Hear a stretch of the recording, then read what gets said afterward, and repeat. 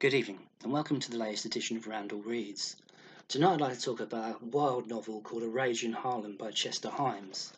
In the opening scene of this book, the main character, Jackson, is about to be scammed by a gang of really dangerous con men. The scam in question involves them claiming to be able to turn $10 bills into $100 bills, and as absurd as that might sound, it was a common scam back in America in the 1950s. Just as they're about to produce the money, all pandemonium breaks out of the apartment, and the police rush in. The gang abscond along with Jackson's girlfriend, and he's arrested. But little does he know this is all part of the scam. And halfway to the police station, the fake policeman says, "Give me X amount of dollars, and I'll let you go free." Panicking, thinking that his girlfriend's been kidnapped, Jackson goes straight to his employer, who's an undertaker, and steals the money from his safe.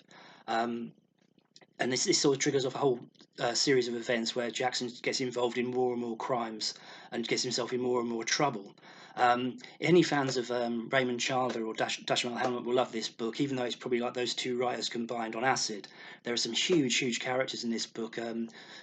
Jackson's brother, for example, is a sort of junkie who disguises himself as a nun and sort of begs for alms. There are two sort of hard-boiled detectives who feature in other Chester Himes novels. It's just this wild sort of ride through Harlem. It's sort of very violent in places, but it's also darkly comic as well. In one scene, Jackson goes back to his place of employ and steals a hearse, and but concealed in the hearse is all the gold that the con men have stolen, all the gold and money.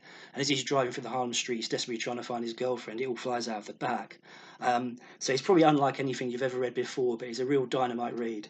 So there's my recommendation for this week. It's called A Rage in Harlem by Chester Himes. Thank you for listening. Good evening.